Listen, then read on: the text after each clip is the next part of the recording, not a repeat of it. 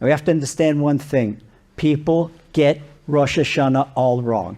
Rosh Hashanah, the Slichos for Ashkenazim, it starts at this coming Motzei Shabbat. The Sephardim are already deep in the Slichot. And then we have another week and a half. It's less than 2 weeks to Rosh Hashanah.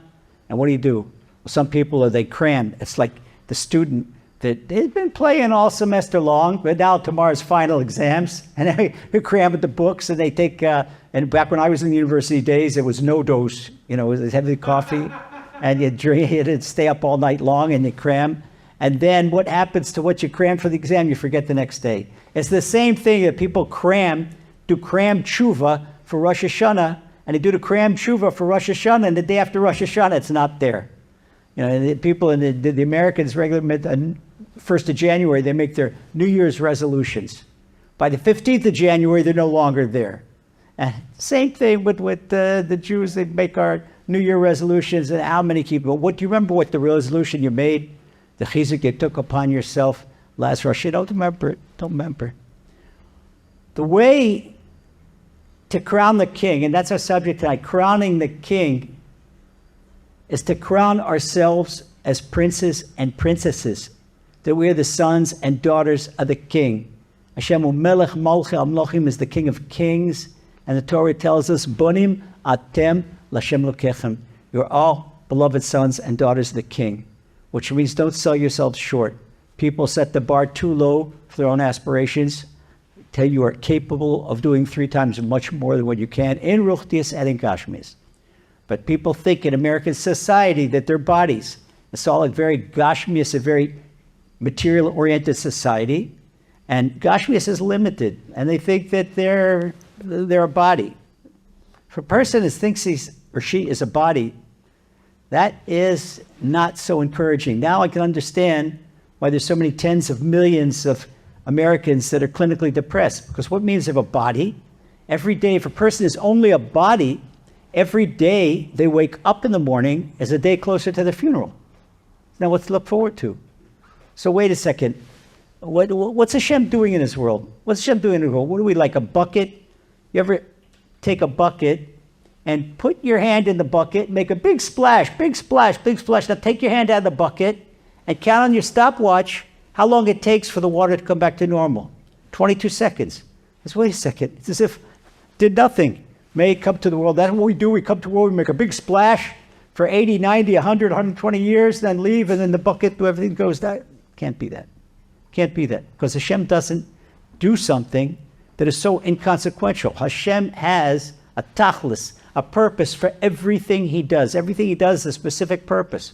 And Hashem does everything for a purpose. Hashem doesn't do anything by happenstance. Everything is directed, divine sechel, divine direction. That's really encouraging. You know what that means?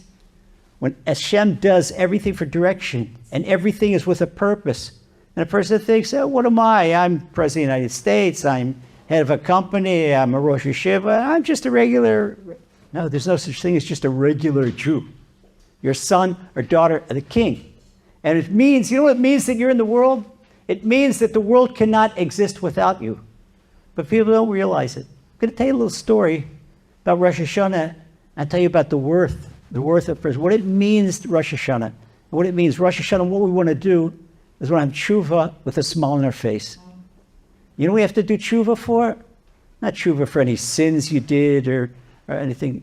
Tshuva that you treated yourself like a 21st century simple person and not like a prince or a princess, like a daughter of a king.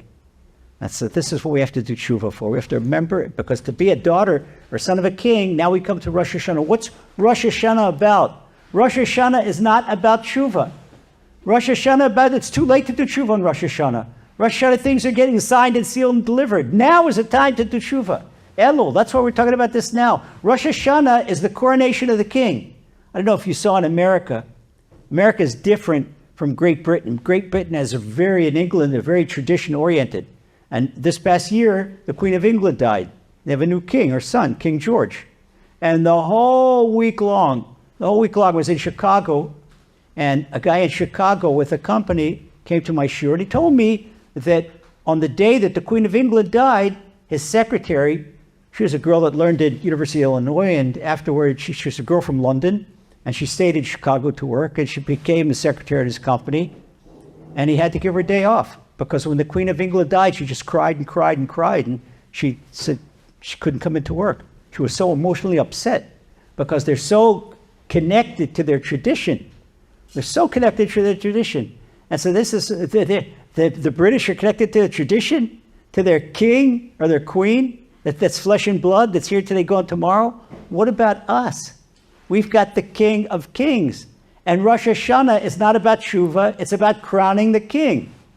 If you ever come to Uman on Rosh Hashanah, and at the end, right after Nishmas, you get before Yishtabach, we say Hamelech, and we say Hamelech, and everybody have thousands of people applauding. What are they applauding? This is the coronation of the king.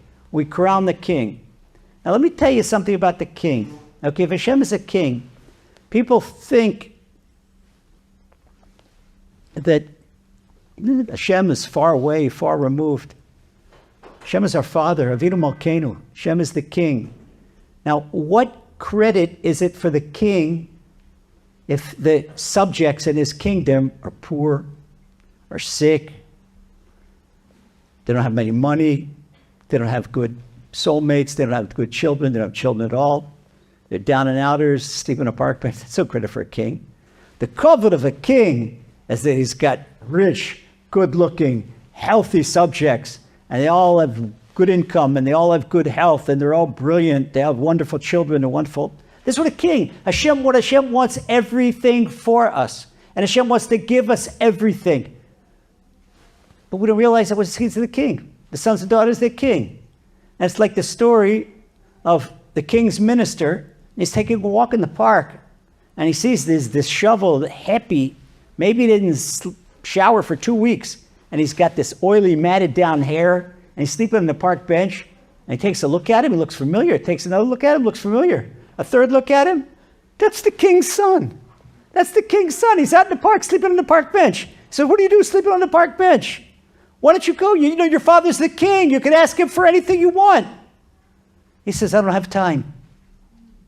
You see, you can ask Hashem for whatever you want.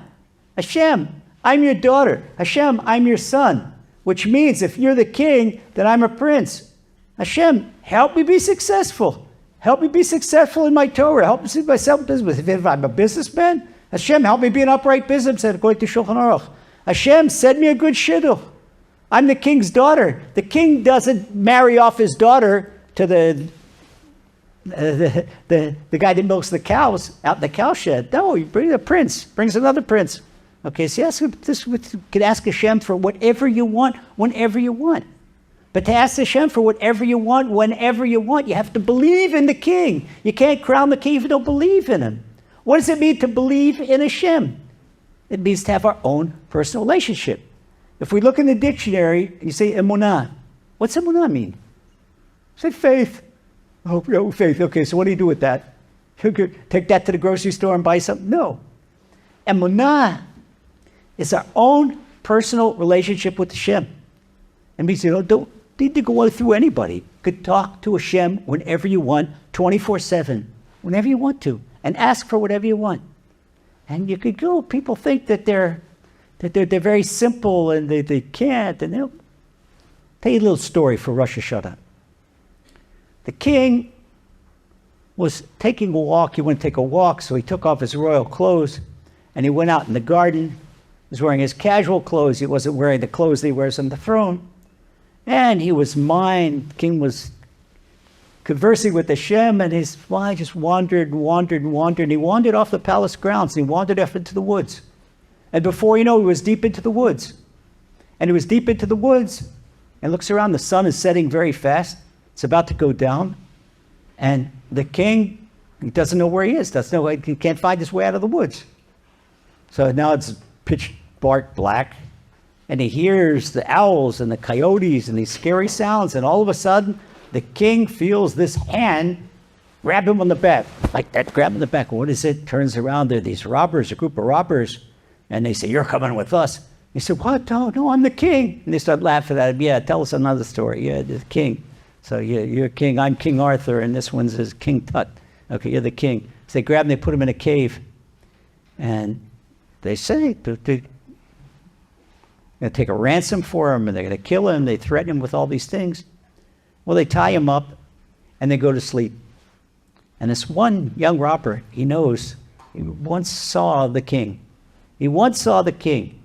So he goes very carefully, quietly, tiptoes to where they're holding the king in this cave. And he whispers to the king, he says, "Your Majesty, I know who you are. Very quiet. I'm going to get you out of here. I'm going to take you back to the palace." So the youngest member of this group of robbers, he unties the king, and he takes the king back to the palace. Take the king back to the palace, and the king says, this young robber, he says, "Well, what are you going to do now?" He says, "If they find out that you let me go, they're going to kill you." He says, "You can't do that. No, why don't you stay here in the palace?"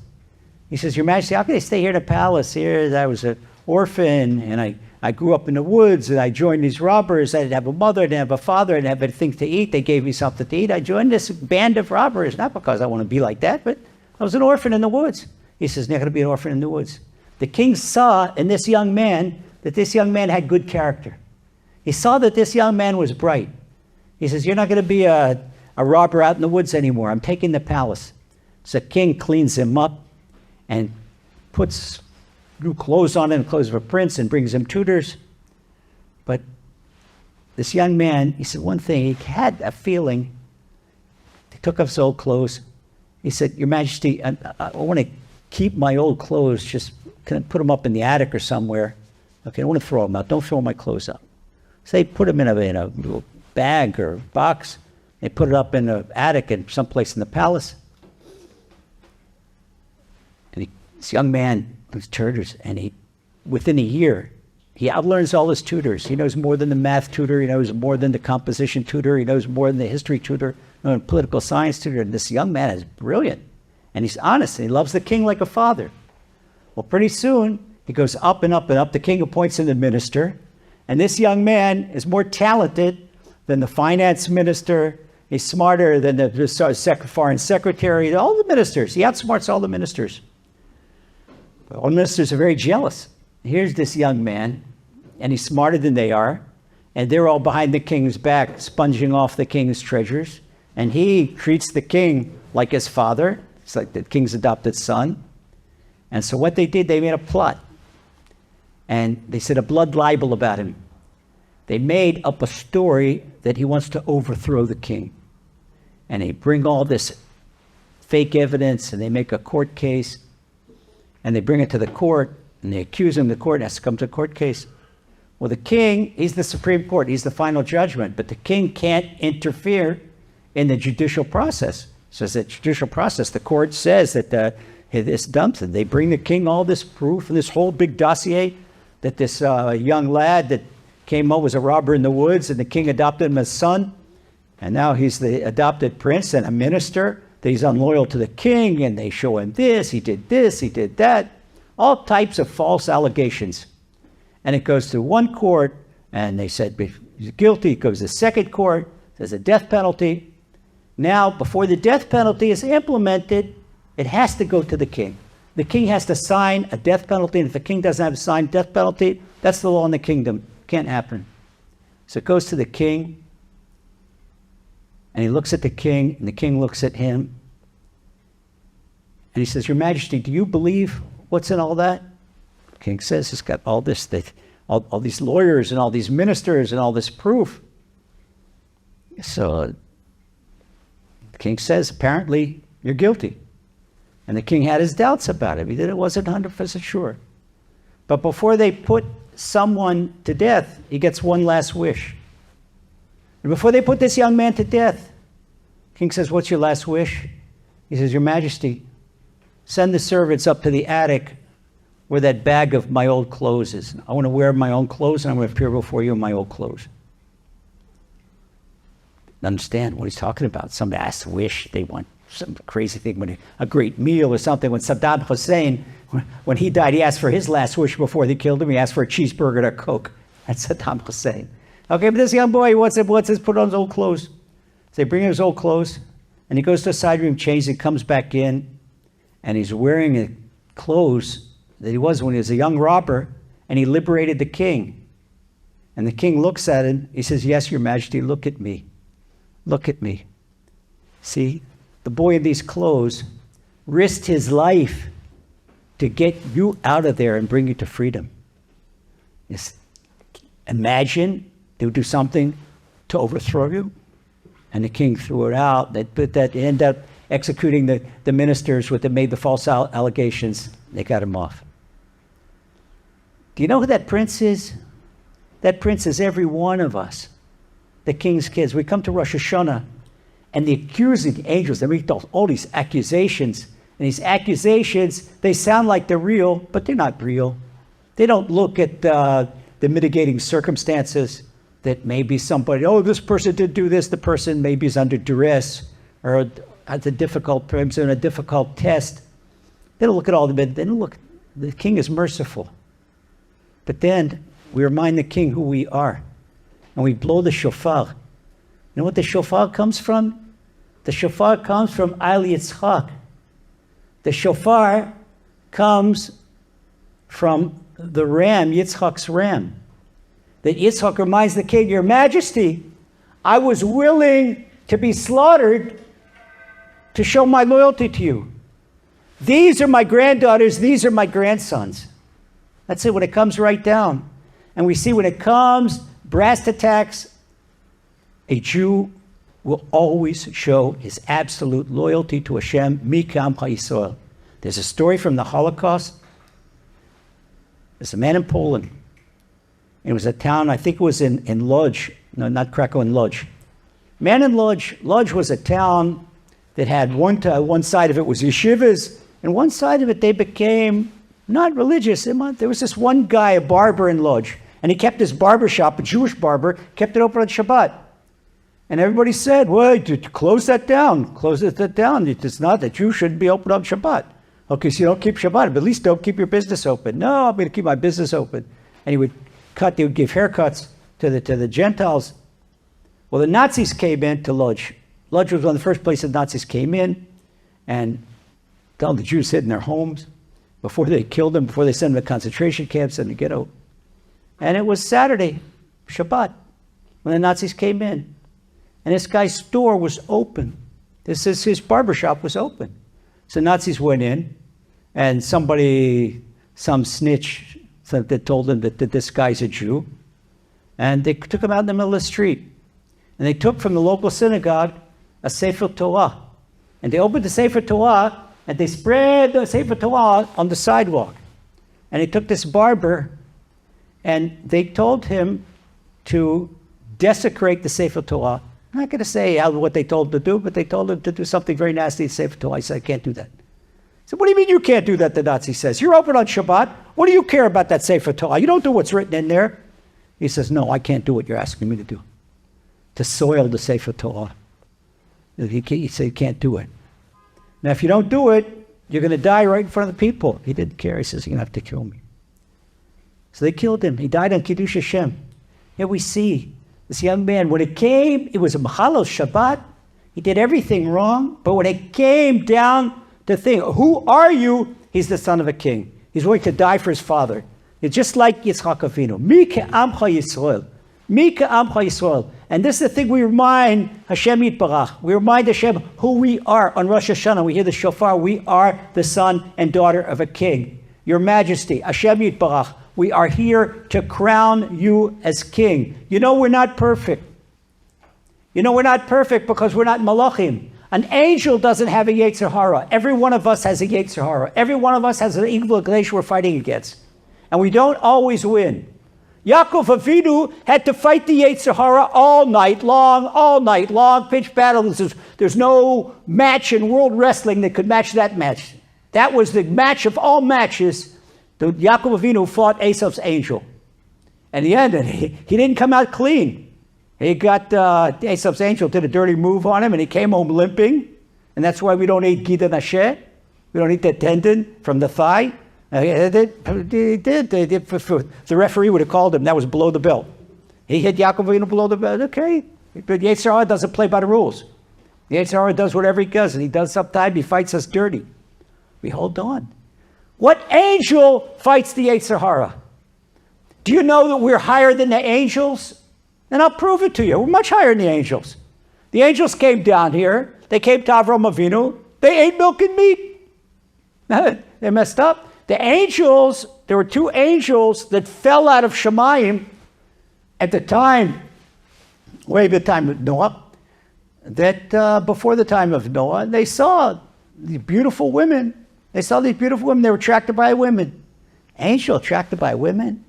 And here you see guys, it says in our Torah, lo tinaf, commit adultery and loyal to our wives. It said, but higher than the angels. Am Yisrael, higher than the angels. So who can say a word against Am Yisrael? I'll tell you something, when we know that we're sons and daughters of the king, it's not enough that we know that we are sons and daughters of the king. We have to know that our brother and our sister is also a son of a king and a daughter of a king, which means that we can't say a word about any other Jew. Not a detrimental word, anything a complimentary word. Because there's 2 things, and this is what we need to do tshuva for. There are 2 things that cause a person trouble in Shemayim. What does Hashem do? Hashem is a loving father. Hashem doesn't judge anybody. We all have a dossier in Shemayim, and the dossier is closed. Nobody can see it. Nobody opens it. When it comes to Rosh Hashanah, and like the first mission in Tractate Rosh Hashanah says, Kitzon Gemrei Malom, that we all go like a flock of sheep in front of Hashem, and Hashem opens up all our dossiers, and we're judged together, and together as Klal Yisrael, we're judged for a good year. But what happens in the middle of a year if somebody says, oh, this one is like that, and this one is like that? They can understand why the Chafetz Chaim spent his whole life teaching Lashon Hara, and he wrote that book, this most famous book, well, Mishnah Berurah, but the Hilchot Lashon Hara, Chafetz Chaim. So we shouldn't speak Lashon Hara. Now, a person forces the heavenly court to open their file. Who is he or she to say Lashon Hara about somebody else? And they see what the Torah says, he who is free of sin should cast the first stone. Let's see what they do. Oh, now when they open a person's file and they say, uh-oh, he did this, and she did that, and he did this, and she did that. Hashem, says the heavenly angel, the lawyer up there, the accusing lawyer, Hashem, look what's in their file. Hashem, how come you didn't punish them for that? Hashem is patient, Father. Hashem's waiting for them to tshuva, and Hashem loves us so much. Hashem is waiting for everybody to come to Rosh Hashanah, Yom Kippur. Rosh Hashanah, pass them all together, judge them all together. Yom Kippur, everybody's forgiven. That's it, forgiven. But that's if we keep our mouths closed. We don't talk bad against something else. There's something else that causes a person's file. Excuse me. Something else causes a person's file to be open. Complaining. When a person complains against Hashem. Hashem says, you think they have it hard, complaining? Let's see if they deserve what they have. So again, they open up the file and they see what the person has more than what they deserve. So once again, they get punished. Now there's a problem. Thank you so much. I'll make a bracha. Baruch atah Adonai Eloheinu melech haolam she'akol niyeh b'dvoi. Shkoyach. When a person complains, it's not good. And Hashem says, I don't want to be a person to be a liar. So I have to give him reasons to complain, so he's telling the truth. So Hashem gives reasons to complain. And they see that we bring our own troubles upon ourselves. Because Hashem is the king and we're his children. He wants us to have everything good. But we wouldn't. This is what King Solomon says. King Solomon says, Ivelet Adam Yisalef Dalko, Val Hashem Yizaf Libo. That a fool's folly makes him walk a crooked path, and then he blames Hashem.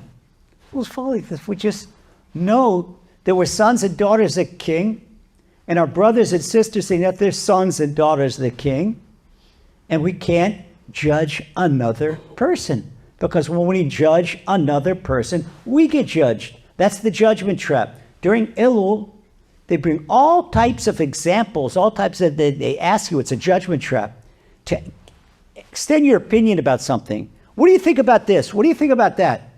The opinion, be very careful, because it's a trick. We're actually judging ourselves. You know who did this trick? It's in the Torah, it's in Navi. Natan Navi, he came to King David and he said, Your Majesty, I've got a really difficult problem. And the king of Israel, he's the Supreme Court. There's a Supreme Court. He made the final decision. He said, Your Majesty, what's the problem? And Natan Navi, Nathan the prophet, he said, there's this rich man, he's got 5,000 sheep. And this poor man that has one little sheep, always got one little sheep. Well, the rich man wanted to have lamb chops. He didn't slaughter one of his own sheep. He went and he took the poor man's sheep and he slaughtered the poor man's sheep so he could eat lamb chops. You imagine, what do I do with this guy? King David says, what? He did that? Death penalty. Nathan the prophet says, Your Majesty, that's you. You've got all these wives and you've got all that money. And Uriah the Hittite, he had this one wife and you took her? You had everything? Okay, don't get it wrong. The Gemara says that King David didn't sin as far as Bathsheba goes. But this is an example that to tell the whole story of that would take another whole hour together. Maybe next time we're in Great Neck. B'ezrat Hashem. Okay, it's a lot. Torah is a lot of action. I don't know why people look at Netflix. There's so much action in Torah. Okay. Has to say. As King David understood, oh wow, that Hashem turned it. This is what they do. They tell us to judge a situation as if it's another person. We say, oh, that other person, he's really stingy. Or that other person, they don't treat their children well. That other person doesn't treat their husband or their wife well. That other person, they don't care. They don't have Yirat Shamayim. That other person this, that other person that. It's all showing us. We are judging ourselves. So what happens on Judgment Day? We get all these severe judgments. Heaven forbid, heaven forbid. We say, Shem, I didn't do that. Oh, yes, you did. And it's even worse. In the Gesher HaChaim, Rabbi Michal Tolachitsky wrote a 3-volume book. People say, we don't know what happens when the neshama leaves. Yes, we sure do. We know exactly. The Zohar tells us, the Arizal tells us, we know exactly what happens when the neshama leaves the body.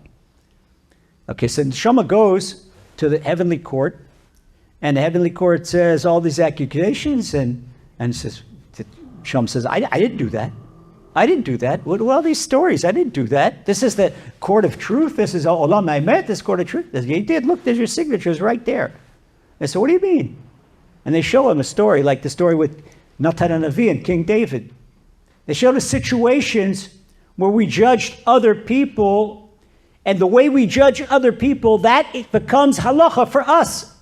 Because we get judged, the Gemara in Yoma says, B'derech sh'adam olech molichim oto, B'derech sh'adam shofet shoftim oto. That the way a person wants to go, that's the way they take him. And the way a person judges, that's the way he judges him. If we judge every person fairly, like the Torah commands us to do, but tzedek tishpot amitecha, we give everybody the benefit of the doubt, we give everybody else the benefit of the doubt. And there's something even greater. If we forgive everyone that ever did us harm, you know what happens? There's a law. We must be forgiven. The person that did you the biggest insulting thing, the person that took away, don't be jealous. Okay, a guy ripped you off of $1,000 in business. Don't be jealous of that guy. Because he took $1,000 from you in business and ripped you off in business. He gets all the trouble that will be attached to $1,000. That $1,000, you'd have used it for dental bills, you'd use it for medical bills. So what Hashem does, Hashem attaches $1,000 worth of your trouble, but it's even more, several times.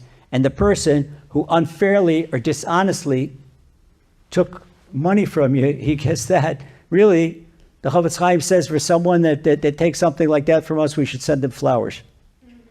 Because you get someone speaks Lashon Hara about us, we get their mitzvahs, they get our averos. It's like Yom Kippur. So somebody says, oh, somebody spoke Lashon Hara. Okay, somebody Lashon Hara, good. What's his address? Go to a flower shop, send him flowers. Thank you for all your mitzvahs, and thank you for cleaning me up. I didn't know how to do tshuva for all my averos, and I said automatically, good. So you say I'm an nincompoop, I'm going to say amen.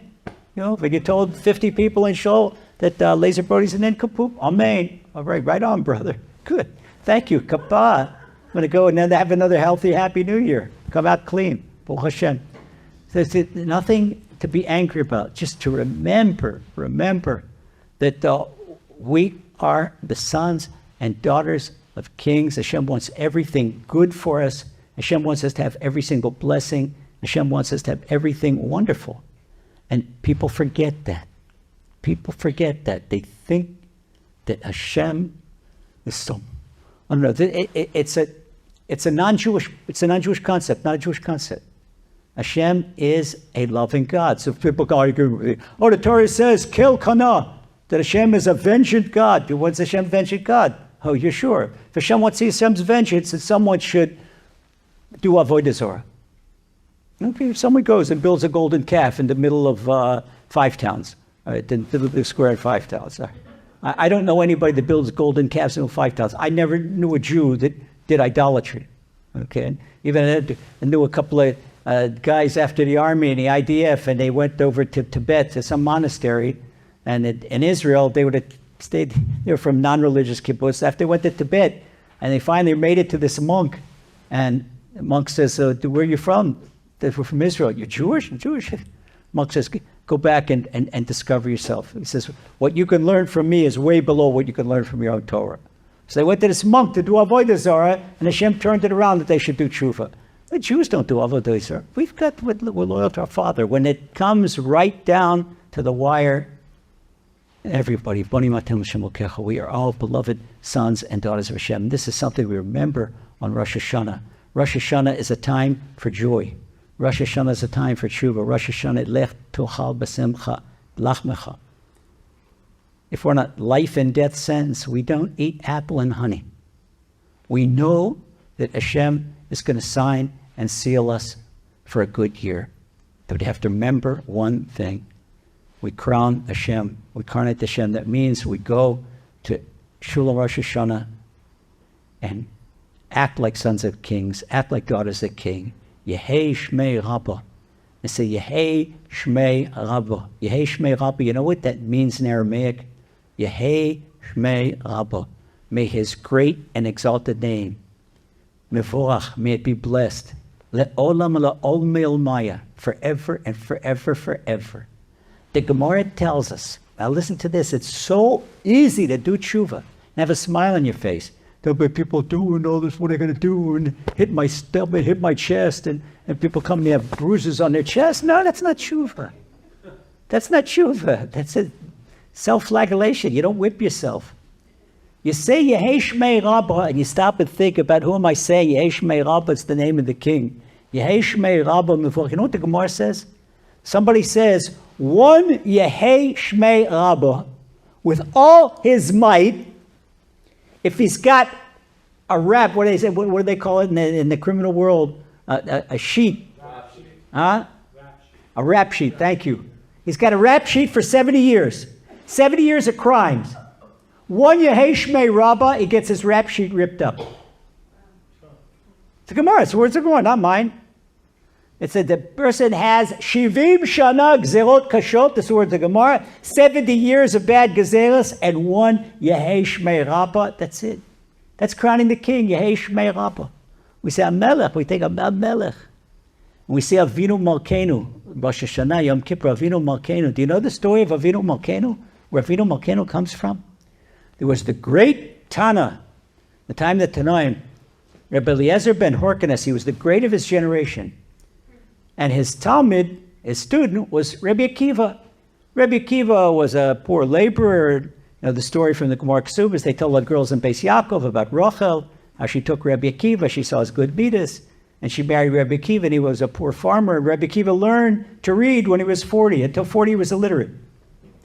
And he learned Torah from 40 till 80, and then he taught for 80 till, for the next 80 to 40, he amassed 100. He took 24,000 students, and they all died. That's why we have problem no more. But they all died because they didn't properly respect one another. Say, what? That's the reason to die? No, Hashem knew that Torah would come down from Rabbi Akiva. So it couldn't go through these students that properly respected one another. Rabbi Akiva, he knew he was the son of Hashem. He uplifted himself so much. He was the son of Hashem. He started all over. Can you imagine if your life worked? You build a big business. You build a big $1 million business, and you work, and you're 101 years old, and heaven forbid, your business burns to the ground. Who would have the power to start all over from nothing? Rabbi Akiva did. He had 24,000 students. They all died in the plague, and he started all over. And you know the power starting all over? You know what his students were afterward? Wow. He had 5 students. Rabbi Meir Balanes, Rabbi Shimon Bar Yochai, Rabbi Yehuda Bar Ilai, Rabbi Yossi ben Chalfata, and Rabbi Lazer ben Arat. They're 5 greats. One greater than the other. You start all over. And this was his.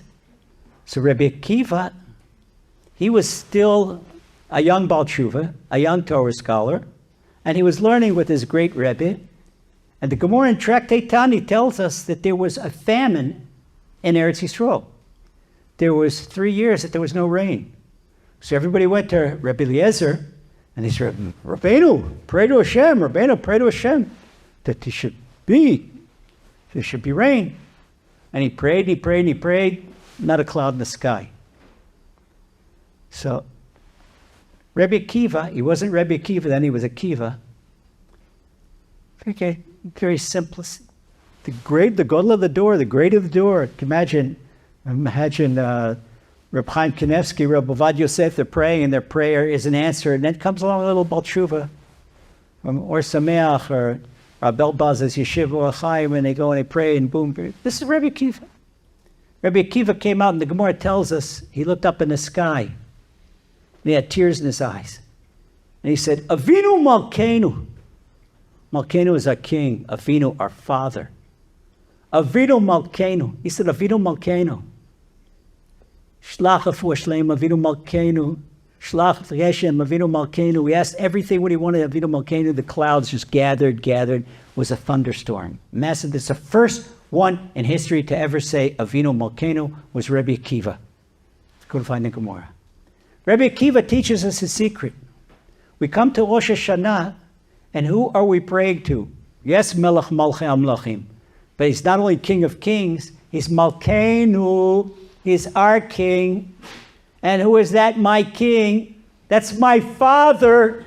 What do you mean it's your father? The Gemara tells me, Banim atem l'Shem Elokecha. Your sons and daughters of Hashem. The Torah tells me, the Torah gives me a signed check worth $10 zillion that I'm a son of Hashem. And we're sort of, go prove to your son Hashem. Very, okay, that's fine. That's fine. Yeah, what do they have in America? A DNA package? They check your DNA? All right, I'll do spiritual DNA. Okay, if they do my physical DNA, they're going to find 50% my mama's DNA and 50% my Abba's DNA. And what about the spiritual DNA? How do you get the spiritual DNA? Let's open up the Zohar, and the Zohar to Parshas Bereishis, and our spiritual DNA is our neshama. Because what's the difference between a live body and a not live body? Isn't there a body that's not alive? It's got 10 fingers and 10 toes, and it's got 2 eyes, they're closed, it's got a head, it's got all the parts, but it doesn't have a life source. What is that life source in us? That life source in us is our neshama. And that life source comes from our neshama, and the moment the neshama leaves a person, that's it, finished in this world. So the body goes back to where it goes, and the neshama goes where it goes. Because the neshama, but here's the great news. The neshama tells us, Rabbi Shimon Bar Yochai, he says, Chelek elok mima'al. It's a tiny spark of Hashem. Wow. You know what that means? This is why we got to love each other. Because you've got a tiny spark of Hashem, you've got a tiny spark of Hashem, you've got a tiny spark of Hashem, I got a tiny spark of Hashem, you're the daughter of Hashem, you're a son of Hashem, I'm a son of Hashem, we're all brothers and sisters. And that's why Hashem has such joy when we're together. And when we're not together, we're separated. That's why we're still in Golus. Because we lost the second temple, because of sin of China. So we go on Rosh Hashanah, we know we're all the children of Hashem, and Hashem is our king, and we put the crown on a king's head. And a king has no greater satisfaction when his own children crown him. And that's why everything that we do to crown them, there's no such thing. You ever see if a flesh and blood coronation, somebody goes to the coronation of the king, they came home, in Britain, the king, everybody went home and he got some special present, some special medal, a commemorative medal, and worth so much money. And you go to a flesh and blood coronation of king, come home with presents. You know what presents you come home with the king's coronation?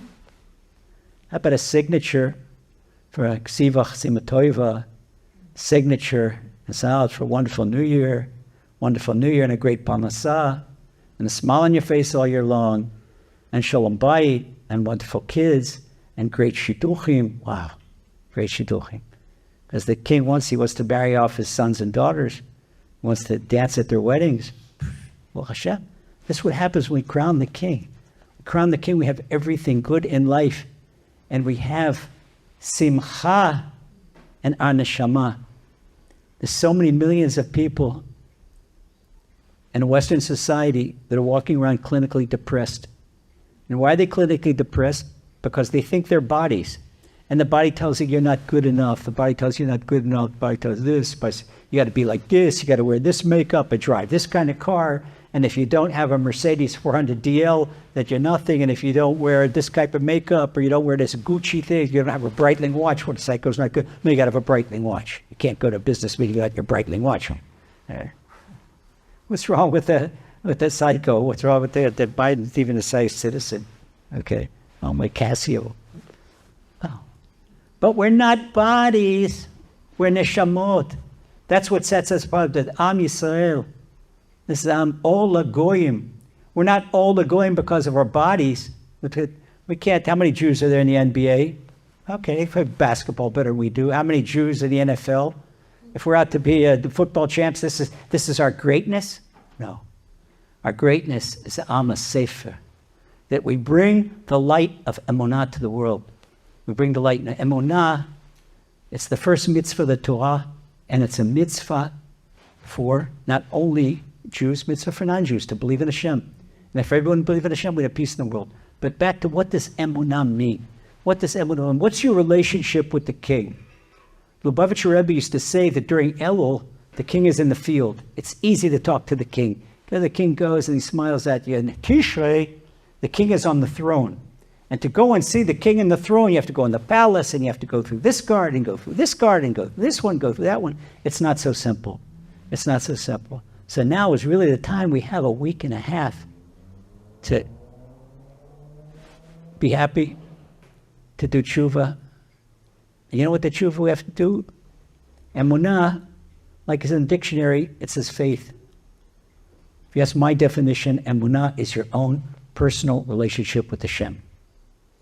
How do you apply your own personal relationship with Hashem?